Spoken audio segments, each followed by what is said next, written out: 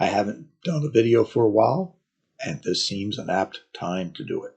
Well, why is this an apt time? It's because I have finally gotten out the first half of my course on the Byzantine Empire. Now, I should note, it's not a course on the first half of the Byzantine Empire. The Byzantine Empire does not admit at all of a first or second half. Well, why is that? Because the empire was kind of like the tide, and let us say rolling in, and the waves as they roll, right, they're greater or lesser waves. If any of you have gone to the shore and like body surfing, which as a younger man I loved doing, I messed up my face a number of times getting ground into the sand on the surf. Well, this is also kind of like the Byzantine Empire. There were a number of times their face was ground into the sand on the surf of history. And because of that, there's no place to say, oh, this is where we have to say the Byzantine Empire. This is the middle period. Because if we did it just by dates, we could say, well, it comes here in, let's say, 867. If we think of the Byzantine Empire as lasting 1100 years, I mean, actually, however we date it, that's another problem. Does the empire begin with Heraclius? Does it begin with Constantine? Well, certainly the centrality of Constantinople begins with Constantine, but is this the beginning of the Byzantine Empire? Realizing always the Byzantines never called themselves Byzantines.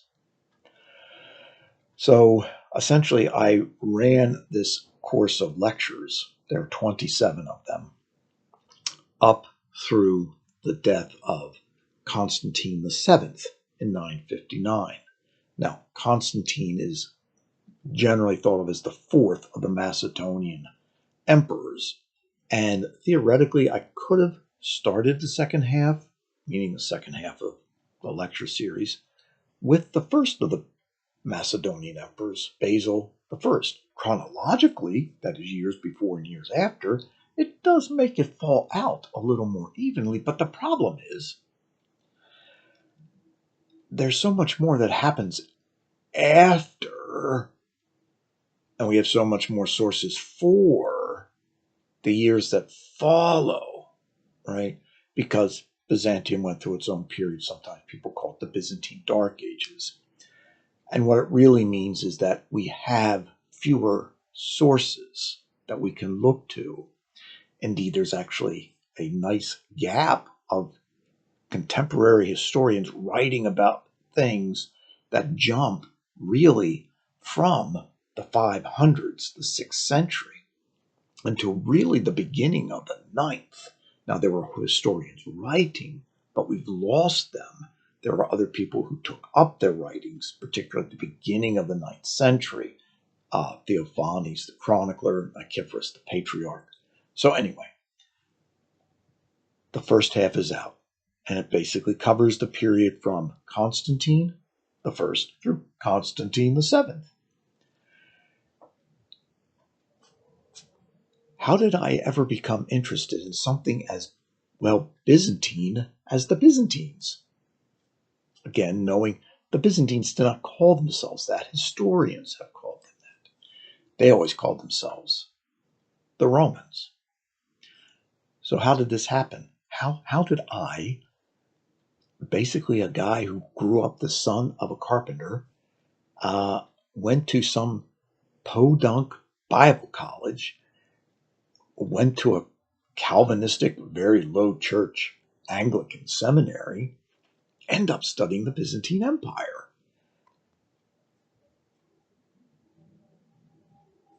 Is essentially, we could always say it is, of course, the providence of God.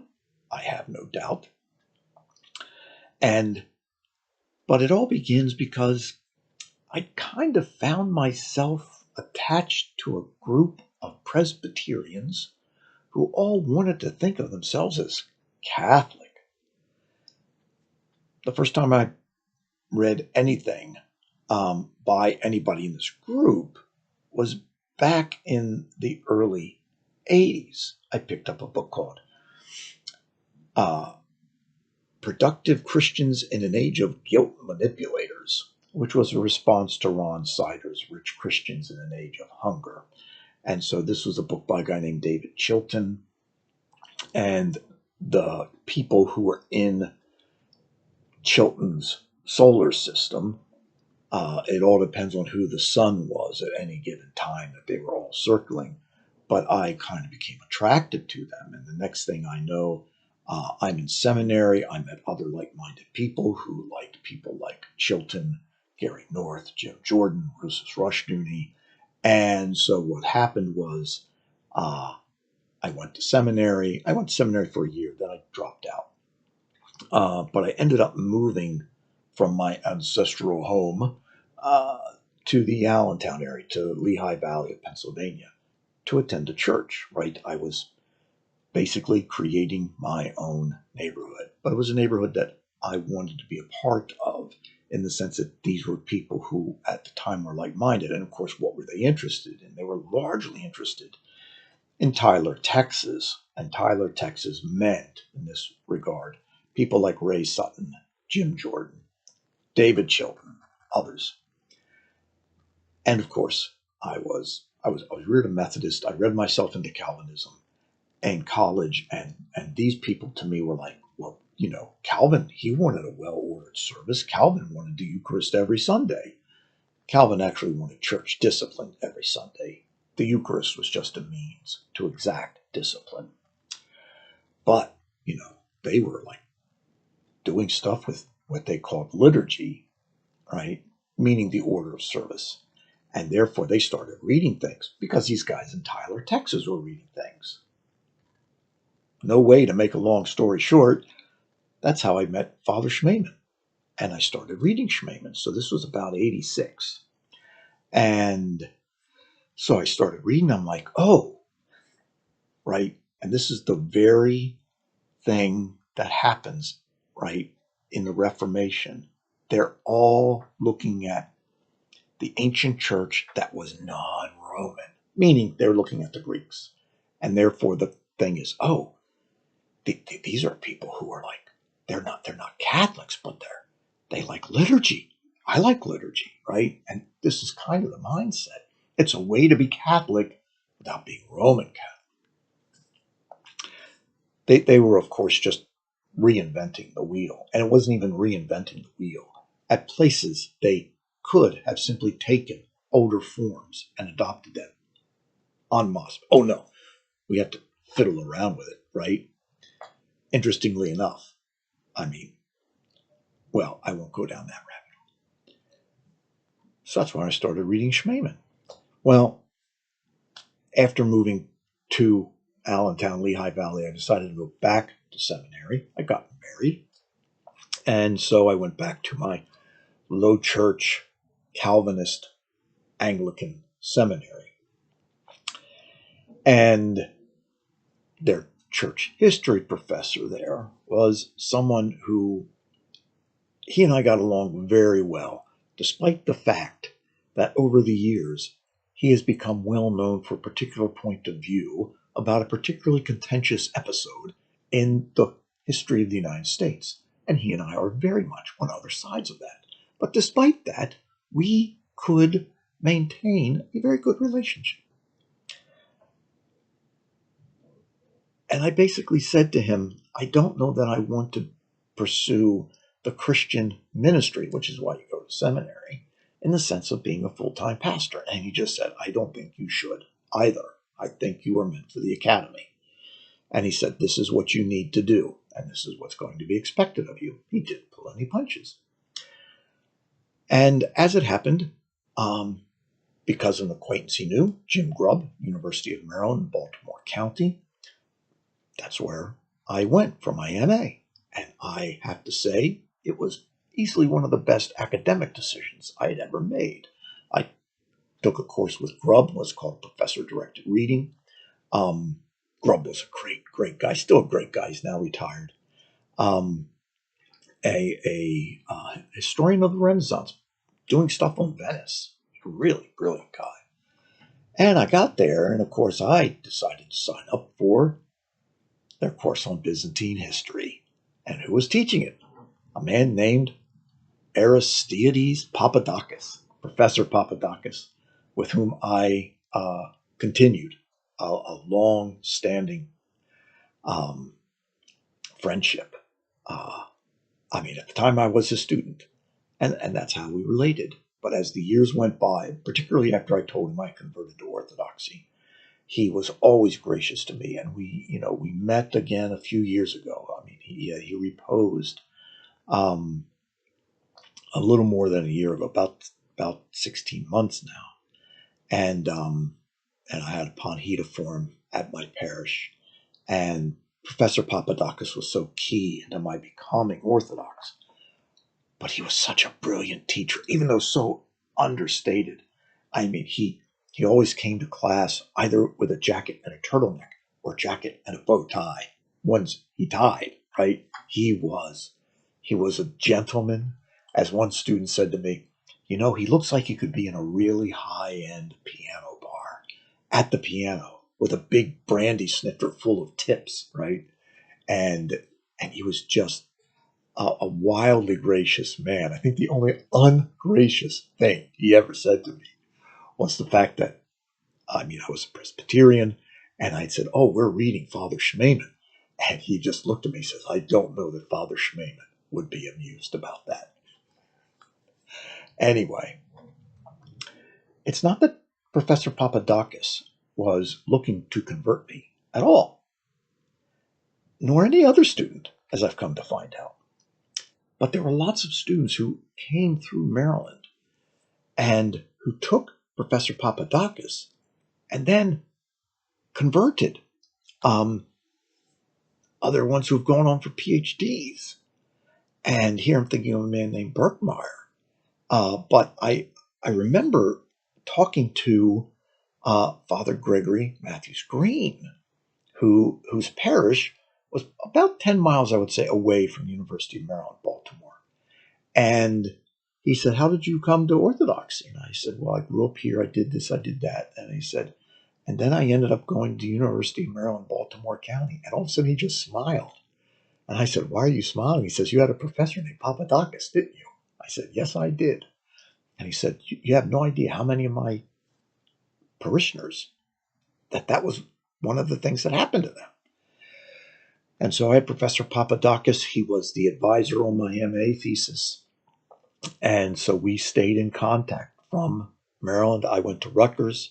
I had Stephen Reinert as professor, and Stephen Reinert was a Byzantine, late Byzantine, was what he was interested in. A really, really brilliant, but also such a congenial man to whom I owe a great deal for a number of reasons. And Professor Reinert has since retired, but he was a brilliant Byzantine historian, particularly on the cultural aspects. He enjoyed talking to the students about wine. I actually never had him for a class, though I did have him for what were called professor-directed readings, meaning he wanted me to read and write him a paper, and I cranked out this 40-page paper on Byzantine relations. And he was also very good, very, I don't want to say gentle, but also very discerning. Like there was certain things that I misused phrases, and he just said, "Look at this." He said, "I'm not going to knock you for this, but there are people here who will." I should have taken the hint. Anyway, my last year there, I moved out of the medieval program and into early modern, as it's called, Renaissance, Reformation, up through the Enlightenment. Right. So basically, I did 3 fields in my for my qualifying exam: the Renaissance, the Reformation, and particularly British history, but then also the Enlightenment. And I had very good people. These 3 people who did the qualifying exams also served on my dissertation. And my outside reader was Bill Tye. So this is what I did. And so then I end up getting a job at Eastern University. I actually had gotten a job before I had finished my dissertation, but I finished my dissertation the summer after I had gotten the job. and defended. And so I was ensconced at Eastern. Later, they'd give me an endowed chair. Most of my research had all been done on the Reformation, particularly the Reformation's use of the Fathers. That's how my dissertation had fallen out. And it was during my dissertation that I basically came to the realization I could not remain a Protestant. But back to Byzantine history. While at EU, I became part of the history department. And when I became part of the history department, there were only two of us. As it turned out, the gentleman that had been my church history professor at seminary had gone to Eastern, which also, of course, greased the skids for me to get the job. It was great. I was his fair-haired boy. Fair in that it was, well, all wishing me a bond farewell. But the point is, I went there and I began teaching a series of courses that were on a 2-year cycle. And so I teach Reformation every 2 years, Renaissance every 2 years. But then I also started teaching Orthodoxy every 2 years and Byzantine every 2 years. I taught the Orthodoxy course first and then the Byzantine course first. And so in my years at Eastern, I taught Byzantine history over a dozen times. And I've always loved teaching Byzantine history. And I still remember reading Sir Stephen Runciman's obituary when I taught it in the year 2000. And I still have a student. He's remained a good friend. He says, I still remember the day you read Runciman's obituary. So I taught this on a number of occasions. And the person who's actually helped me create the website took it. He just says, yeah, do this. I love this. So basically, we get into a lot of weeds because there are a lot of weeds. I try not to make it merely this is the Byzantine, this happened, and this happened, and this happened, because I actually don't think that is how history actually happens. We can talk about a chronology. That's how chronology happens. But that's not how history happens. And I was reading earlier today some chuckleheads' criticism of Runciman, that Runciman wasn't interested in this and he didn't pursue this, that what he really was interested in was all these narratives, and that his History of the Crusades is just the last Crusader epic. And there are historians who have taken after him about this, though it's interesting that the historians that were Runciman's contemporaries never took after him about this.